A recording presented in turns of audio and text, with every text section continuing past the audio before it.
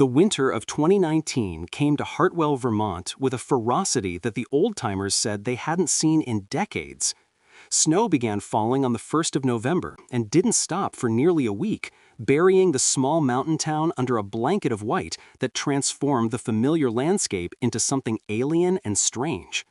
Roads became impassable, power lines sagged under the weight of ice and snow, and the residents of Hartwell found themselves cut off from the outside world in a way that felt almost primitive.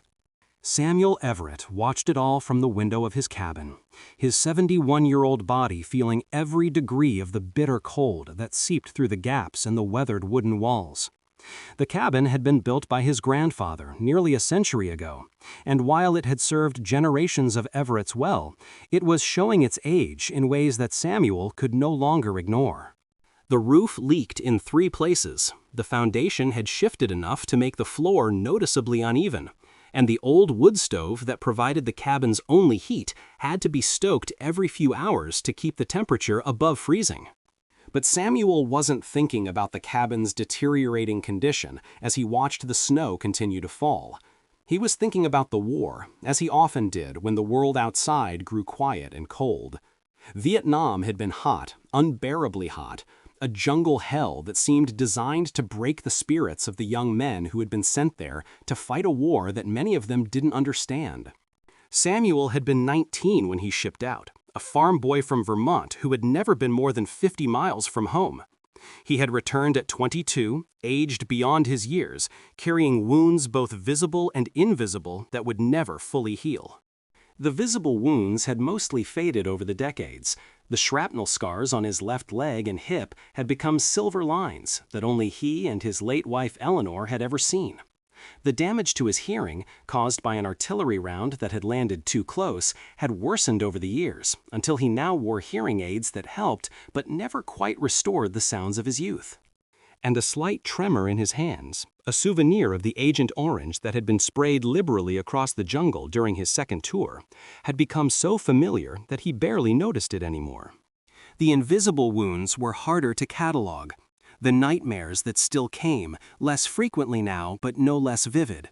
The hypervigilance that made him startle at sudden noises and scan every room for exits before he could relax. The guilt that gnawed at him in the quiet hours, guilt for surviving when so many of his brothers had not, guilt for the things he had done and the things he had failed to do. These wounds had shaped his life in ways that were impossible to measure, driving him to seek solitude in the mountains and distance himself from the world that seemed unable to understand what he and others like him had experienced. Eleanor had understood, or at least she had tried to. They had met in 1975, 3 years after Samuel's return from Vietnam, when he was working at a sawmill in town and she was teaching at the local elementary school.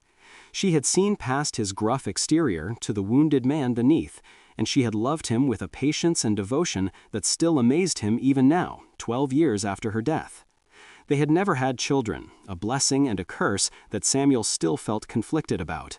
He sometimes wondered what kind of father he would have been, whether the darkness inside him would have been passed on to another generation. Now he was alone, except for Copper. Copper was a Labrador retriever, 10 years old, with a coat that had started out the color of a new penny but had faded over the years to something closer to rust. Samuel had adopted him from the shelter in Burlington when Copper was just a pup, a rambunctious ball of energy that had somehow known exactly what Samuel needed even when Samuel himself hadn't known. Over the decade they had spent together, Copper had become more than a pet. He was a companion, a therapist, a reason to get out of bed in the morning when the weight of the years threatened to pin Samuel down forever.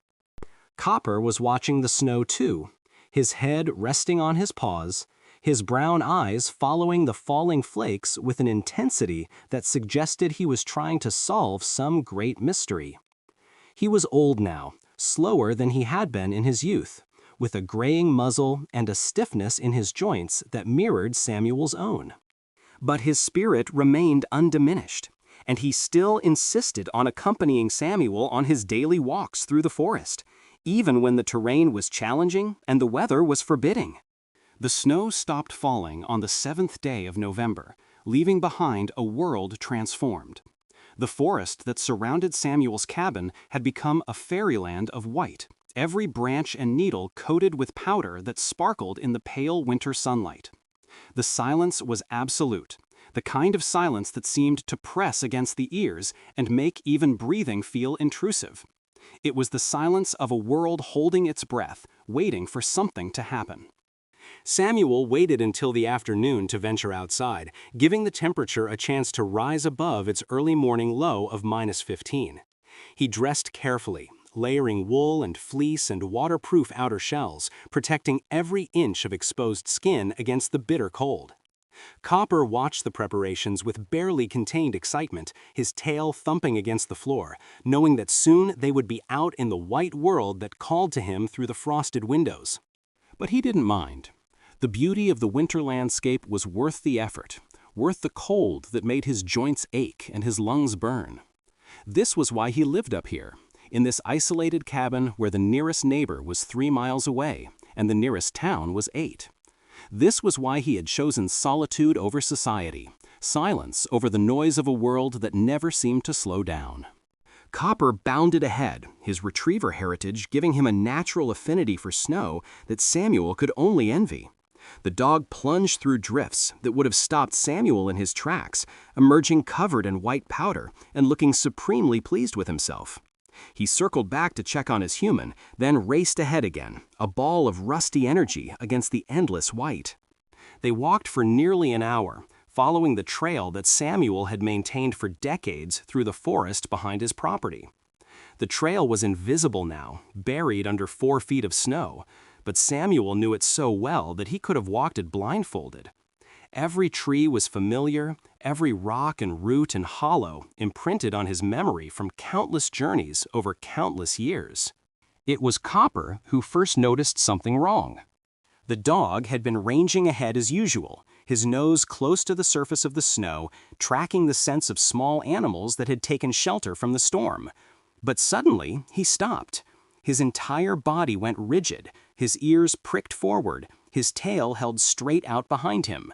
It was a posture that Samuel recognized from countless hunting expeditions, the unmistakable signal that Copper had found something significant. Samuel approached slowly, curious but not alarmed. Copper often found things on their walks, from the dens of hibernating animals to the carcasses of creatures that hadn't survived the winter. Usually, it was nothing worth investigating, just the natural cycles of life and death that played out constantly in the forest. But when he reached Copper's position and saw what the dog was staring at, Samuel felt his breath catch in his throat. There was a patch of green in the snow.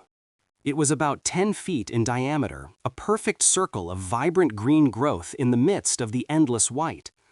The snow around it had melted completely, revealing grass and small plants that should have been dormant, should have been brown and dead under the winter's grip. But these plants were alive, thriving, their leaves reaching up toward the pale winter sun as if it were the height of summer. Samuel stared at the anomaly, his mind struggling to process what his eyes were seeing. In 71 years of life, including decades of living in this forest and walking this land in every season, he had never seen anything like this. Green grass in November, growing plants in sub-zero temperatures, a perfect circle of summer in the heart of winter. Copper whined softly, pressing against Samuel's leg.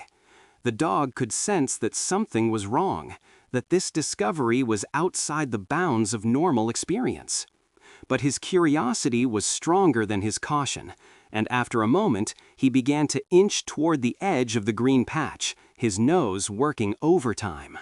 Samuel should have stopped him.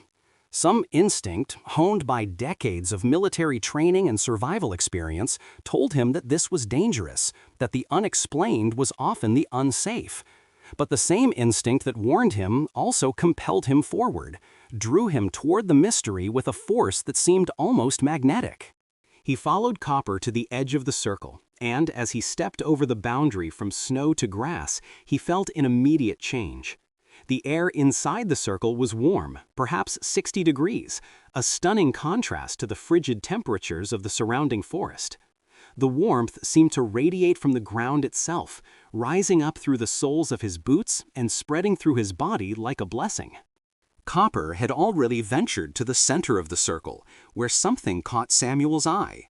It was a mound of earth, perhaps 2 feet high and 3 feet wide, covered with the same impossibly green grass that carpeted the rest of the circle. And on top of the mound, partially obscured by the grass, was something metallic that glinted in the winter sunlight. Samuel approached the mound with the caution of a man who had survived booby traps and ambushes in a jungle half a world away. Every sense was on high alert, every nerve stretched taut. Copper sat beside the mound, watching him with those knowing brown eyes, as if waiting for Samuel to discover what he had already found. It was a box. Not just any box, but an antique strong box, the kind that Samuel remembered from history books and old Western movies. It was made of heavy iron, rusted with age, but still largely intact. The lid was partially open, pushed up by the grass that had grown around and through it over what must have been many years. And inside the box, visible through the gap in the lid, was something that made Samuel's heart skip a beat. Gold. Coins, bars, jewelry, all of it gleaming with a luster that the years had not diminished. Samuel's hands trembled as he knelt beside the mound and carefully lifted the lid of the strongbox, revealing a treasure that seemed to belong more to legend than reality. The coins were old, very old, bearing dates that went back to the early 1800s. The bars were stamped with marks that Samuel didn't recognize, but that looked official and important. And the jewelry was unlike anything he had ever seen outside of a museum. Intricate pieces of gold and silver set with gems that caught the light and threw it back in rainbows. But it was what lay beneath the treasure that truly shocked Samuel, that made him sit back on his heels and stare in disbelief. There were documents, carefully preserved in oilcloth wrapping, that had somehow survived the decades of burial. Samuel lifted them out of the box with hands that shook not from cold, but from a growing sense of wonder. He unwrapped the oilcloth carefully, afraid that the papers inside might crumble at his touch. They were letters, maps, and what appeared to be a journal. The handwriting was old-fashioned, the ink faded but still legible. And as Samuel began to read, the mystery of the green patch in the snow began to unfold. The journal belonged to a man named Ezekiel Stone, a soldier who had fought in the Civil War and returned to Vermont in 1866 with a fortune that he had acquired under circumstances that he hinted at but never fully explained. Stone had built a homestead on this very land, in what was now the forest behind Samuel's cabin. He had hidden his treasure here, in a spot he marked with a coded map that only he could read. And then, according to the final entries in the journal, he had been murdered by men who knew about his fortune and wanted it for themselves. But the treasure had never been found. Stone had hidden it too well, and the men who killed him had searched for years without success. Eventually, the forest had reclaimed the land, the homestead had crumbled, and Ezekiel Stone had faded into forgotten history. Until now. Samuel sat in the warm circle of green grass, the winter world held at bay by whatever strange phenomenon was occurring here, and read the entire journal from beginning to end. Copper lay beside him, his head on Samuel's knee, occasionally licking his master's hand as if to offer encouragement. The story that emerged from the yellowed pages was one of war and tragedy, of survival and guilt, of a man who had done terrible things and tried to make amends with the fortune that those things had brought him. Ezekiel Stone had been a Union soldier, assigned to a unit that had been tasked with securing Confederate assets as the war drew to a close. The treasure in the strongbox had come from a plantation in Georgia, gold and jewelry that had been hidden by the owners before they fled. Stone and 2 other soldiers had found it, had agreed to divide it among themselves, and had killed the only witness to their discovery. Stone's partners had died in the final weeks of the war, one from disease and one from a Confederate sniper's bullet. Stone alone had survived to bring the treasure north, and the guilt of what he had done had eaten at him every day of the remaining years of his life. He had tried to make amends. The journal detailed extensive charitable works, money given anonymously to orphanages and churches and families struggling to rebuild after the war. Stone had donated more than half of the treasure to these causes, keeping only enough to establish his homestead and live modestly for the rest of his days. But the guilt had never faded, and in his final entries, written just days before his murder, he had expressed hope that someday someone would find what remained and use it to do good in the world. The warm circle, Samuel realized as he finished reading, was not a supernatural phenomenon. It was a natural hot spring, one of several that existed in this region, where geothermal activity brought warm water close to the surface. Stone had built his homestead here deliberately, taking advantage of the warm ground to extend his growing season and provide heat through the brutal Vermont winters. When the homestead had been abandoned and the forest had reclaimed the land, the hot spring had continued its work, creating this small oasis of green in the midst of the snow. Samuel looked at the treasure, at the journal, at the letters that detailed a life of sin and attempted redemption. He thought about Ezekiel Stone, a man who had died nearly a century and a half ago, whose final wish had been that someone would find his treasure and use it for good. And he thought about Copper, the loyal dog who had led him to this spot, who had somehow known that there was something here worth finding. The discovery was going to change everything.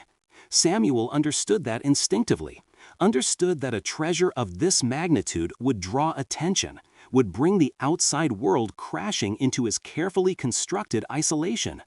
Part of him, the part that had sought solitude for so many years, wanted to bury the strongbox again, to pretend he had never found it, to let the mystery of Ezekiel Stone remain unsolved for another century. But he couldn't do that. He couldn't ignore Stone's dying wish, couldn't turn his back on the opportunity to honor a fellow veteran's final request. Stone had been a soldier, like Samuel. He had seen things and done things that haunted him, like Samuel. And he had spent the rest of his life trying to make amends, trying to balance the scales of a conscience that would never be fully at peace. Samuel understood that struggle better than most. He carefully replaced the documents in the oilcloth wrapping and returned them to the strongbox. He closed the lid as best he could, then marked the spot in his mind with the precision of a man who had spent decades navigating by landmarks and intuition. Then he called Copper to his side and began the long walk back to the cabin, his mind spinning with the implications of what he had found. The walk back seemed to take forever. The snow that had been a minor inconvenience on the way out now felt like a barrier, a wall between Samuel and the world he needed to contact. His old legs burned with the effort of pushing through drifts that sometimes reached his waist, and more than once he had to stop and catch his breath, his heart pounding in his chest.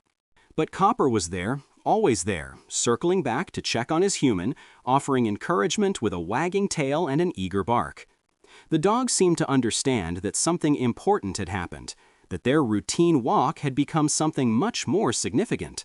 He stayed close to Samuel's side, ready to help in whatever way a loyal dog could. They reached the cabin just as the sun was beginning to set, painting the snow-covered landscape in shades of orange and pink and purple. Samuel stripped off his wet outer layers and stoked the wood stove until the cabin was warm enough to drive the chill from his bones. Then he sat down at the old table where he and Eleanor had shared so many meals, Copper at his feet, and tried to figure out what to do next. His first instinct was to call the police, to report the discovery, and let the authorities handle whatever came next. But something held him back, some instinct that told him to be careful, to think this through before involving others. Treasure of this magnitude would attract attention, attention that Samuel had spent decades avoiding. There would be questions about the land, about ownership, about taxes and historical claims, and 100 other complications that made his head spin. He decided to wait until morning, to give himself time to think. He fed Copper, made himself a simple dinner, and sat by the wood stove as the night grew dark outside. The journal was in his pocket, and he pulled it out and read through it again, letting Ezekiel Stone's words wash over him. The man had been tormented, that much was clear. The guilt of what he had done in Georgia had never left him, had poisoned every moment of what should have been a peaceful retirement. He had tried to make amends through charity, but no amount of giving had been enough to quiet the voices in his head. Samuel recognized that struggle, had lived it himself for 50 years. The faces of the men he had killed in Vietnam still visited him in his dreams, their eyes accusing, their voices asking why he had survived when they had not. But Stone had done something that Samuel had never managed to do. He had taken action, had tried to turn his guilt into something positive. He had failed in the end, murdered by men who valued gold more than human life. But the attempt had been made, the effort had been genuine. Maybe it wasn't too late for Samuel to do the same. The next morning dawned clear and brutally cold, with temperatures that made the previous day feel balmy by comparison. Samuel dressed warmly and made his way to the old truck that sat under a tarp beside the cabin. He hadn't driven it in weeks, and the engine protested mightily when he turned the key. But after several attempts, it coughed to life, and Samuel began the slow process of clearing a path through the snow to the road. Grace looked up in surprise when she saw him. Samuel was not a frequent visitor to town, preferring to make his trips brief and infrequent. For him to appear in the middle of a historic snowstorm was unusual enough to warrant comment. "Samuel Everett, what on earth are you doing out in this weather? Is everything okay up at the cabin?" Samuel nodded, approaching the counter. "Everything's fine, Grace. I just needed to use the phone. Mine's been out since the storm started." Grace gestured toward the old rotary phone that still sat on the counter, a relic of an earlier era that she refused to replace. "Help yourself. Is there something I should know about? You look like you've seen a ghost." Samuel hesitated. He had known Grace for decades, trusted her as much as he trusted anyone in town. But the weight of what he had discovered felt too heavy to share, too significant to reduce to casual conversation. Samuel sat down heavily in the old office chair and stared at the phone. He still wasn't entirely sure who to call or what to say. Reporting a treasure find wasn't something he had any experience with, and the thought of involving government agencies made him deeply uncomfortable. In the end, he called the only person he could think of who might be able to help, his nephew James, a lawyer in Burlington, who had handled Eleanor's estate after her death. James was young, smart, and trustworthy, and he would know how to navigate the legal complexities that Samuel couldn't even begin to understand. James answered on the third ring, his voice surprised but pleased to hear from his uncle.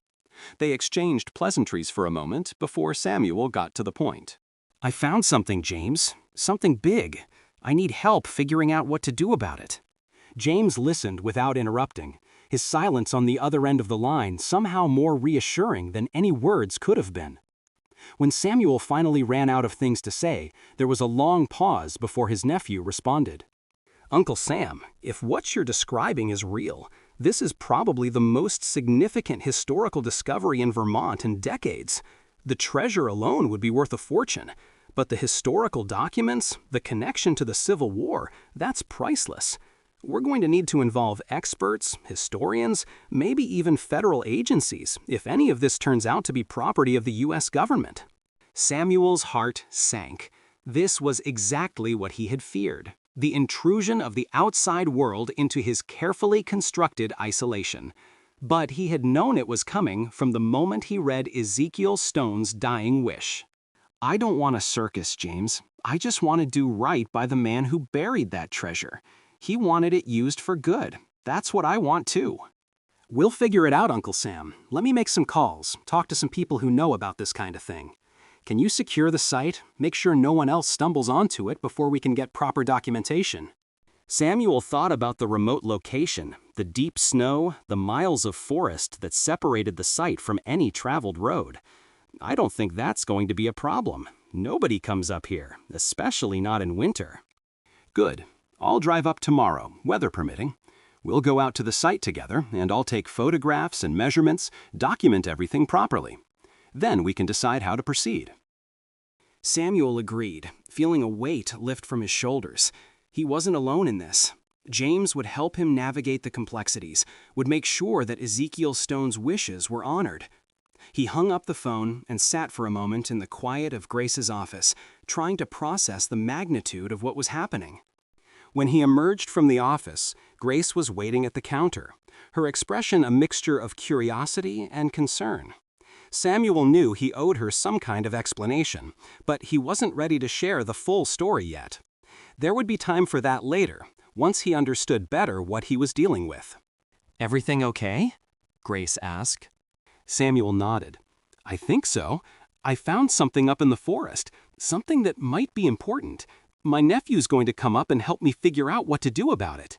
Grace's curiosity was clearly piqued, but she respected Samuel's privacy enough not to press. "Well, if there's anything I can do to help, you know where to find me. And Samuel," she paused, her expression softening, "it's good to see you. You don't come to town often enough."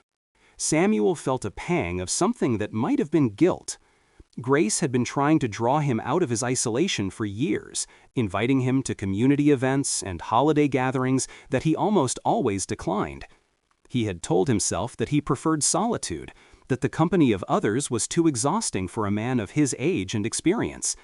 But standing here now, seeing the genuine warmth in Grace's eyes, he wondered if that had been the whole truth. "Maybe I'll come around more often," he heard himself say, "once this is all sorted out." Grace's smile was worth the promise. He bought a few supplies, loaded them into his truck, and began the long drive back to the cabin. James arrived the next afternoon, driving a sturdy SUV that handled the snow-covered roads far better than Samuel's ancient truck. He was a tall man in his 40s, with the lean build of a runner and the sharp eyes of a lawyer who had seen too many attempts at deception. But when he embraced his uncle, there was nothing but warmth in the gesture. "You look good, Uncle Sam," James said, stepping back to study him. "The mountain life agrees with you." Samuel shrugged. "It's quiet. That's what I need." They spent the evening catching up, trading stories over a dinner that James had brought from a restaurant in Burlington. Copper took to the visitor immediately, abandoning his usual spot by Samuel's feet to curl up against James's legs. The betrayal was so blatant that Samuel couldn't help but laugh, a sound that surprised him with its warmth. The next morning, they set out for the site. Samuel led the way, his snowshoes leaving a trail that James followed with the eager determination of a man who had spent too long behind a desk. Copper bounded ahead, seeming to remember exactly where they were going, his old legs finding new energy in the cold morning air. When they reached the green circle, James stopped dead in his tracks. "My God," he breathed, "you weren't exaggerating." Samuel understood his nephew's reaction. Seeing the vibrant green grass, the warm air rising from the ground, the perfect circle of summer in the heart of winter, it was almost impossible to believe, even when you were standing right in front of it. They entered the circle together, and James immediately began documenting everything. He photographed the site from multiple angles, took measurements, collected soil samples. He examined the strong box and its contents with the careful attention of someone who understood the legal and historical implications of every item. And he read through the journal and letters with growing excitement, pausing occasionally to explain some detail or historical context that Samuel had missed. "This is incredible," James said, his voice hushed. "Ezekiel Stone is mentioned in a few historical records, but no one knew what happened to him after the war. There were rumors about treasure, but they were dismissed as legend. This proves that the stories were true." Samuel nodded, but his mind was elsewhere. He was thinking about Stone's dying wish, about the request that whoever found the treasure would use it for good. He was thinking about the guilt that had tormented Stone for the rest of his life, the same kind of guilt that Samuel carried with him every day. "What happens now?" he asked. James looked up from the documents, his expression thoughtful. "Legally, this is complicated. The treasure was buried on private property, but that property has changed hands several times since Stone's death. You bought the land from the Peterson family in the 80s, and they bought it from someone else in the 50s. There might be claims from Stone's descendants, if any can be found." And some of the items might be considered property of the federal government, depending on how Stone acquired them. Samuel felt his stomach tighten. This was exactly the kind of complication he had feared. What about Stone's wish? He wanted the treasure used for good. He said so in his final entries. That's not legally binding, but it carries moral weight. If we can document his intentions clearly, it might influence how any disputes are resolved. James paused, his eyes meeting Samuel's. "What do you want, Uncle Sam? If it were entirely up to you, what would you do with this treasure?" Samuel didn't hesitate. "I'd use it to help veterans, men and women like me who came back from wars with wounds that nobody can see. Stone was a soldier. He understood what that means. I think he'd want his treasure to help others who served." James nodded slowly. "That's a good thought. There are organizations that do that kind of work, foundations that provide housing and healthcare and support services. A donation of this magnitude could fund programs for years, maybe decades." "Then that's what we do. Whatever is left after the lawyers and historians and government bureaucrats take their share, we give it to veterans." The decision felt right, felt like the first truly purposeful choice Samuel had made in years. He was 71 years old, with more years behind him than ahead. He had spent decades hiding from the world, nursing wounds that time had never fully healed. But now, standing in this impossible circle of green grass, with the treasure of a guilt-ridden soldier at his feet, he felt something that he hadn't felt in a very long time. Hope. The investigation that followed was every bit as complex and exhausting as Samuel had feared. Experts came from universities and museums, examining the treasure and documents with a reverence that made him uncomfortable. Government officials appeared, asking questions about provenance and ownership that Samuel could barely understand. Journalists caught wind of the story and descended on Hartwell like a plague, filling the town's one motel and crowding the general store with their equipment and endless questions. Through it all, Samuel tried to stay focused on what mattered. He gave interviews when he had to, speaking simply and honestly about the discovery and his intentions for the treasure. He cooperated with the investigators, providing access to the site and answering their questions as best he could. And he leaned on James, who handled the legal complexities with a skill that made Samuel grateful every day that he had made that phone call from Grace's store. The town of Hartwell, meanwhile, had been transformed by the discovery. What had been a quiet, isolated community was suddenly thrust into the national spotlight. Tourists began appearing, drawn by the story of the veteran and his dog who had found a Civil War treasure in the Vermont wilderness. Local businesses thrived for the first time in years, with the general store and the diner seeing more customers in a month than they typically saw in a year. The town council, scrambling to capitalize on the attention, began making plans for a museum and a historical trail that would lead visitors to the site of the discovery. Samuel watched it all with mixed feelings. He was glad that the town was benefiting from the attention, glad that Grace and the other business owners were finally seeing some prosperity after years of struggle. But the invasion of his privacy was harder to accept, the constant presence of strangers in what had been his sanctuary for so long. Copper, surprisingly, seemed to thrive on the attention. The old dog had become a celebrity in his own right, his role in the discovery making him a favorite subject for photographs and news stories. Children sought him out, petting his graying fur and listening to the tale of how he had led his human to the treasure. Copper accepted the adoration with a patience that Samuel could only envy, his tail wagging steadily through encounter after encounter. One visitor, however, stood out from the rest. Her name was Margaret Stone, and she arrived in Hartwell on a cold December afternoon, 3 weeks after the discovery had become national news. She was in her 70s, with silver hair and eyes that held a depth of emotion that Samuel recognized immediately. She was Ezekiel Stone's great-great-granddaughter, the last living descendant of the soldier who had buried his treasure and his guilt in the Vermont wilderness. Samuel met her at the general store where Grace had called him with the news of her arrival. Margaret was sitting at one of the small tables, a cup of coffee untouched before her, her hands folded in her lap. She looked up when Samuel entered, and for a long moment they simply stared at each other, two strangers connected by a tragedy that had occurred before either of them was born. "Mr. Everett," Margaret said, her voice soft but steady, "thank you for agreeing to see me." Samuel sat down across from her, Copper settling at his feet. "I've been wondering if any of Stone's family would come forward. I'm glad you did."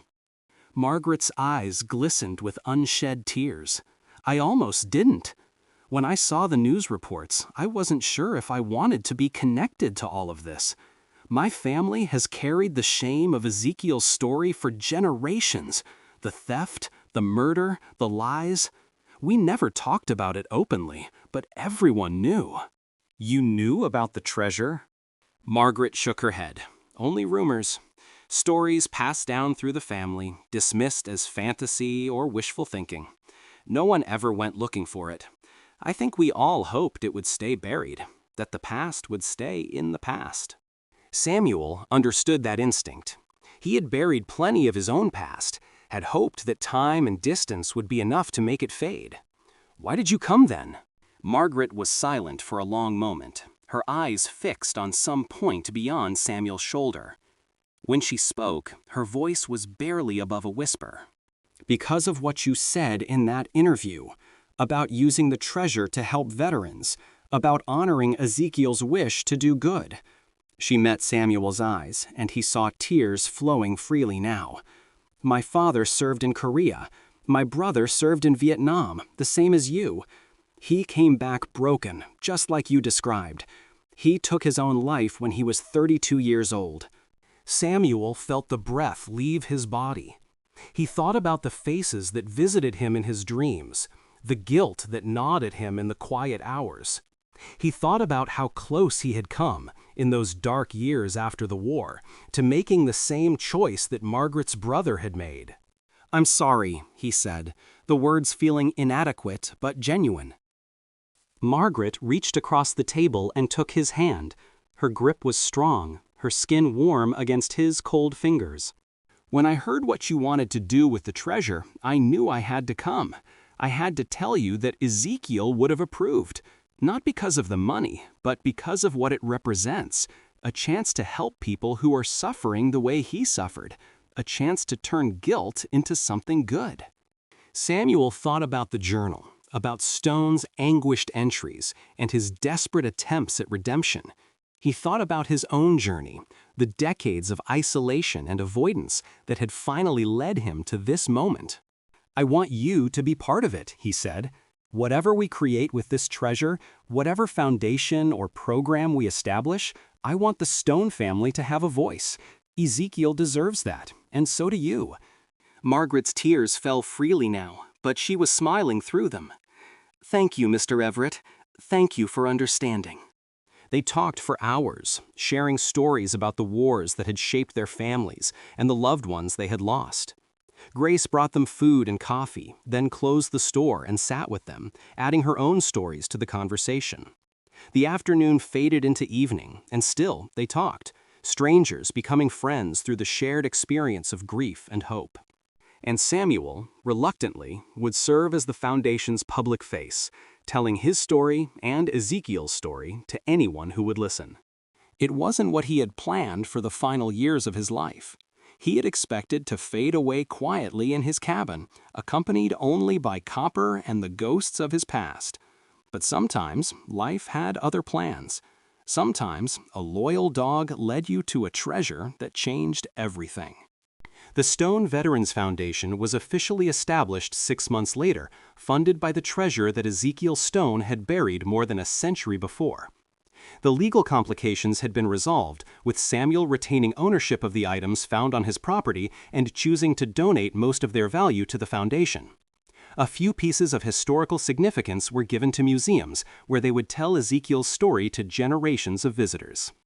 And a small portion was kept by Margaret, who wanted something tangible to remember the ancestor who had shaped her family's history in such complicated ways. The Foundation's first program provided housing for homeless veterans, purchasing and renovating properties across Vermont that served as transitional homes for men and women struggling to reintegrate into civilian life. The second program funded mental health services, partnering with VA hospitals and private providers to offer therapy and support to veterans suffering from PTSD and other trauma-related conditions. Samuel called this last program the Copper Initiative, in honor of the dog who had led him to the discovery that made everything possible. Copper himself became the program's unofficial mascot, appearing at fundraisers and community events with his graying muzzle and his gentle eyes, a living symbol of the healing power of the human-animal bond. The attention that came with the Foundation's work was still uncomfortable for Samuel. He had never sought the spotlight, never wanted to be a public figure. But he understood that his story had power, that the tale of the veteran who had found a treasure and used it to help his fellow soldiers resonated with people in ways that statistics and policy papers never could. So he told his story again and again to reporters and donors and veterans who were just beginning their own journeys toward healing.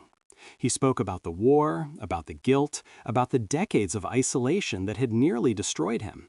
He spoke about Copper, about the walks through the forest that had kept him sane, about the moment when a loyal dog had led him to a patch of green grass in the middle of a snowstorm.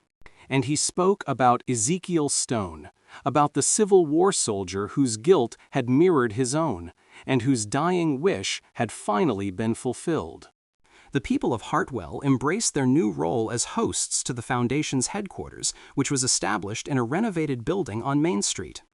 The tourist industry that had sprung up after the discovery matured into something more sustainable, with visitors coming not just to see where the treasure had been found, but to learn about the work being done to help veterans. Grace's General Store became a gift shop of sorts, selling Stone Foundation merchandise and books about the discovery.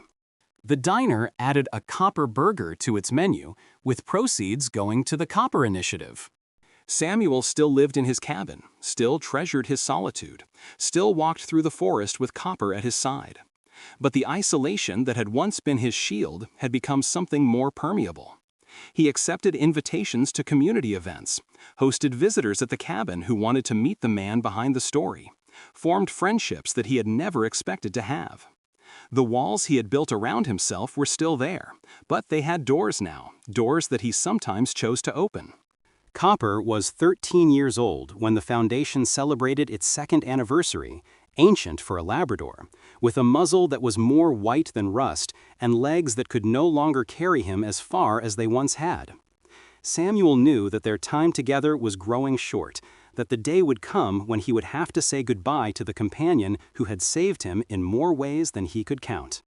That day came on a quiet spring morning, when Copper failed to rise from his bed, and Samuel knew, with the instinct of a man who had seen death too many times, that the end was near. He sat beside his old friend, stroking the dog's graying fur, speaking softly about the adventures they had shared and the love that had grown between them. The veterinarian came to the cabin, a young woman named Dr. Chen, who had been caring for Copper since the Foundation was established. She examined him gently, then looked at Samuel with compassion in her eyes. "He's not in pain," she said, "but his body is shutting down. It's time." Samuel nodded, unable to speak. He had known this was coming, had tried to prepare himself for it, but nothing could truly prepare you for the loss of a soul that had become part of your own. Dr. Chen left him alone with Copper for a few minutes, giving him privacy to say goodbye. Samuel held his dog's head in his lap, looking into those brown eyes that had seen him through so much. "Thank you," he whispered, his voice breaking, "for finding me when I was lost, for leading me to the treasure that changed everything, for being my friend when I didn't think I deserved one." Copper's tail wagged weakly, one last gesture of the devotion that had never wavered. And then he closed his eyes, and Samuel held him as he slipped away, tears streaming down the weathered face of a man who had thought he had no tears left to shed. They buried Copper on the site of the discovery, in the circle of green grass that never froze no matter how cold the winter grew. Samuel placed a stone marker there, carved with words that tried to capture the essence of what Copper had meant to him. "Copper, he led me home." The Foundation continued to grow in the years that followed, expanding its programs and reaching veterans across the country. Samuel remained involved, though age gradually limited his public appearances, and he spent more and more time in the solitude of his cabin. He adopted another dog, a golden retriever named Penny, who had been trained through the Copper Initiative, and she became his companion in the quiet years that remained. Samuel Everett passed away at the age of 79, peacefully in his sleep, with Penny lying beside him as Copper had so many times before. The funeral was held in Hartwell, attended by hundreds of people whose lives had been touched by the foundation he had helped create. Margaret Stone spoke, telling the story of how a treasure hunter and a descendant of the man who buried the treasure had become unlikely friends. James spoke, remembering his uncle as a man who had finally found peace after decades of searching. And Grace spoke, her voice steady despite the tears that streamed down her face, about a quiet veteran who had lived on the mountain for so long that everyone had forgotten he was there, until a loyal dog led him to a patch of green grass in the snow and changed everything. The Stone Veterans Foundation continues its work to this day, helping thousands of veterans find the healing and support they need. The cabin where Samuel lived has been preserved as a museum of sorts, open to visitors who want to understand the man behind the legend. And the green circle in the forest, fed by the hot spring that has bubbled up from the earth for centuries, remains a place of pilgrimage for those who have been touched by the story. Some visitors leave flowers. Others leave medals or patches from their military service. Many leave photographs of dogs who have helped them through their own struggles, honoring the legacy of Copper and the bond between humans and animals that can heal wounds no medicine can touch. And on quiet evenings, when the wind rustles through the trees and the sky fills with stars, locals sometimes claim to see a figure walking through the forest, an old man with a dog at his side, moving through the snow toward a patch of impossible green that glows faintly in the darkness. They say it's Samuel and Copper, still walking together, still finding treasures hidden in the wilderness. They say the bond between them was too strong to be broken by something as simple as death, that love like theirs transcends the boundaries of the physical world. Maybe it's just a story, a legend that has grown up around a discovery that captured the nation's heart. Or maybe it's something more, a reminder that the connections we form with those we love are more powerful than we know.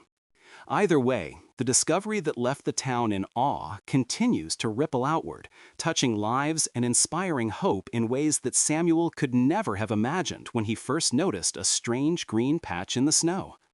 The veteran who had sought solitude found community. The treasure that had been buried in guilt was transformed into a legacy of healing. And the loyal dog who led the way became a symbol of the unconditional love that can save even the most broken among us. It is a story worth telling, worth remembering, worth passing on to generations yet to come. The story of a veteran who spotted something strange in the winter landscape, and a dog whose discovery left the entire town and eventually the entire nation in awe.